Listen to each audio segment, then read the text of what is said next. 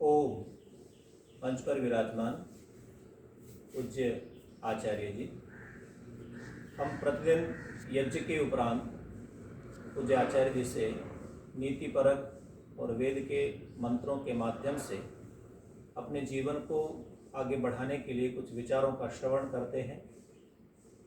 पिछले शनिवार को व्यवहार के विषय में पूज्य आचार्य जी से हमने श्रवण किया। व्यवहार कुशल व्यक्ति सबका प्रिय होता है। नीति का एक श्लोक आता है, न कस्य कस्यचिन् मित्रं न कस्य कस्यचित् रिपुः व्यवहारेण जायन्ते मित्राणि रिपवस्तथा। न तो कोई किसी का मित्र है, न कोई किसी का शत्रु है। व्यवहार से ही व्यक्ति के मित्र और शत्रु होते हैं। तो हम अपने व्यवहारों को अच्छा करें। उससे पूर्व कृतज्ञता, परोपकार, विभिन्न विषयों का हमने श्रवण किया है। आज पुनः एक नए विषय के साथ, नए विचारों के साथ मैं निवेदन करूंगा पूज्य गुरु जी से कि वो हमारा मार्गदर्शन करें। पूज्य गुरु जी। आदरणीय श्री आचार्य अनंत किशोर जी, अध्यापक गण, आज हम अपने देश के बारे में दो बात करते हैं। इस देश में हम पैदा हुए, इसी आर्यावर्त में हमने हमारा बचपन बीता, हम शिक्षित और दीक्षित हुए, इसके अन्न जल से हमारा शरीर पुष्ट हुआ, इसी के वायु में, इसके आकाश में विचरण करके हमने अनेक प्रकार से अपनी उन्नति की, अपने आप को लाभान्वित किया। प्रत्येक व्यक्ति जो इस देश में पैदा हुआ है, उस सब का कर्तव्य है कि अपने देश के प्रति, अपने धर्म के प्रति, अपनी संस्कृति के प्रति अपना जीवन का समय लगाए। देश प्रेम की बात हर किसी में होती है। आत्मीयता से यदि कोई देखता है कि मेरा देश है, तो अपने देश के प्रति उसका कर्तव्य होता है, उसकी सुरक्षा का, उसकी संस्कृति की रक्षा का, उसके धर्म की रक्षा का उत्तरदायित्व होता है। और जो श्रेष्ठ व्यक्ति होते हैं, आप पुरुष होते हैं, धर्मात्मा होते हैं, देशभक्त होते हैं, वास्तव में वो इसका कर्तव्य चुकाते हैं। हमारे सामने अनेक क्रांतिकारियों के उदाहरण हैं। सैकड़ों ऐसे व्यक्ति हुए हैं जिन उंगलियों पर गिनने लायक, वैसे तो हजारों हुए हैं। जब इस देश को विदेशियों से मुक्त कराने के लिए आंदोलन चला, आज़ादी का संघर्ष हुआ, तो उस समय 100 नहीं, मैं झूठ नहीं बोलूँगा, मतलब जहाँ तक मैं सच मानता हूँ, मेरा अनुभव है, हजारों से भी ज़्यादा व्यक्तियों ने बलिदान दिया है, तब जाकर के देश स्वतंत्र हुआ है।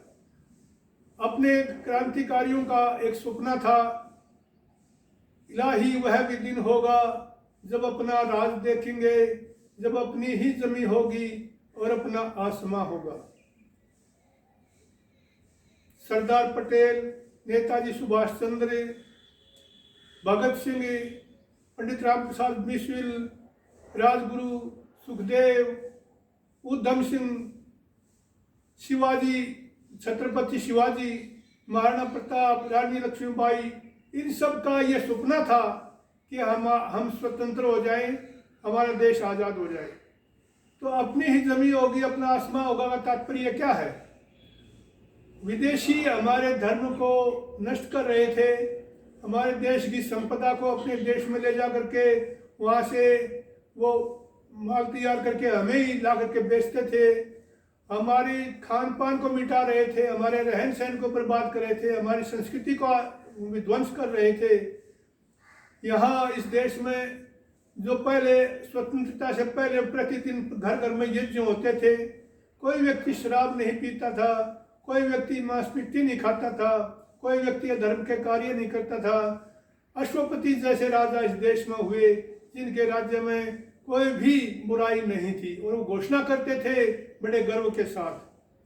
तो मैं आपको बहुत लंबा नहीं कहता हुआ बताना चाहूँगा कि आपने एक वाक्य सुना होगा, जननी जन्मभूमिश्च स्वर्गादपि गरीयसी।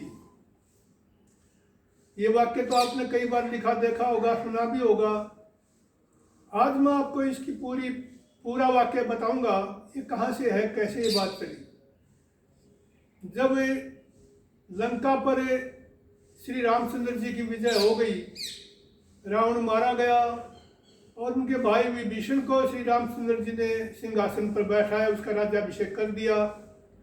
उसके बाद श्री रामचंद्र जी ने कहा कि अब अयोध्या चलते हैं। उस समय लक्ष्मण प्रस्ताव रखते हैं कि भाई राम, ये लंका सोने की लंका कही जाती है, इस लंका को 2-4 दिन देख लें, इसके सुंदर सुंदर महलों में घूम लें, इसके सुंदर सुंदर राजपथों को देख लें, इसके मार्गों को देखें, इसके तालाबों को देखें, मणियाँ जड़ी हुई हैं, हीरे मोती जवाहरात इनके जगह जगह लगे हुए हैं, तो 2-4 दिन इस लंका को देख लें। लेकिन श्री राम ने उस समय कहा, अपि स्वर्णमयी लंका न मे रोचते लक्ष्मण जननी जन्मभूमि स्वर्गादपि गरीयसी। हे भाई लक्ष्मण, ये लंका चाहे बेशक सोने की है, लेकिन मुझे अच्छी नहीं लगती। मुझे क्या अच्छा लगता है, अपनी जननी, अपनी जन्मभूमि जो स्वर्ग से भी महान है। इसलिए हमें अपने चल करके अपनी जन्मभूमि और अपनी माताओं के दर्शन करने चाहिए। तो श्री रामचंद्र जी ने ये कहा। अब आपको हम बताएं कि देशभक्ति के लिए प्राण तक देना सामान्य बात नहीं है, और इसी बात को लेकिन जो देशभक्त होते हैं वो प्राणों को हथेली पर रख करके देश के लिए न्यौछावर हो जाते हैं, उनके लिए सामान्य बात होती है। उदाहरण के लिए एक उदाहरण देखने सुनने में आता है, किसी वृक्ष पर बहुत सारे पक्षी बैठे थे, तोते बैठे थे। उस जंगल में आग लग गई, धीरे धीरे जंगल के सभी प्राणी भागने लगे, सभी पीछे पीछे आग चल रही है, आगे आगे सब प्राणी भागते जा रहे हैं। वो आग धीरे धीरे उस वृक्ष तक भी पहुंच गई जिस पेड़ पर वो पक्षी बैठे थे। वो पेड़ जलने लगा, लेकिन वो पक्षी फिर भी वहीं बैठे थे। सारे जीव जंतु भाग रहे लेकिन पक्षी नहीं उड़े। इस बात को देख करके एक पथिक ने कहा, आग लगी इस वृक्ष में, जलन लगे सब पात, उड़ जाओ रे पंछियों जो पंख तुम्हारे साथ।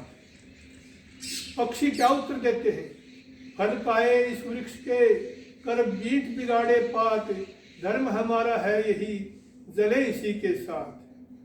तो आदरणीय अध्यापकगण, अपने देश के प्रति हमारा कर्तव्य है। अपने लिए तो सभी जीते हैं, सभी प्राणी जीवित रहते हैं, सभी अपना पेट भरते हैं, लेकिन मनुष्य में अन्य प्राणियों में अंतर है।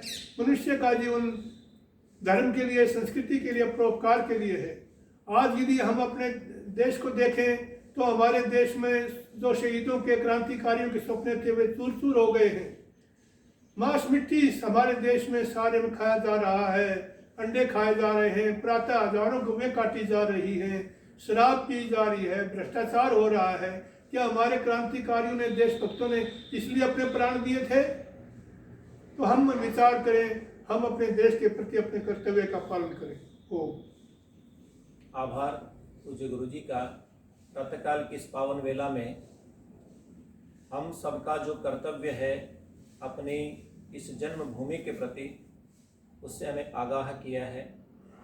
वयम राष्ट्रे जागृयाम पुरोहिताः, हम इस देश में जागरूक होकर के रहें और अपने कर्तव्यों का निर्वहन करें। अधिकांश लोग अधिकारों की बात करते हैं, संविधान में हमें ये अधिकार दिए हैं, ये अधिकार दिए हैं, ये अधिकार दिए हैं, लेकिन संविधान के अंतर्गत कर्तव्य भी आते हैं।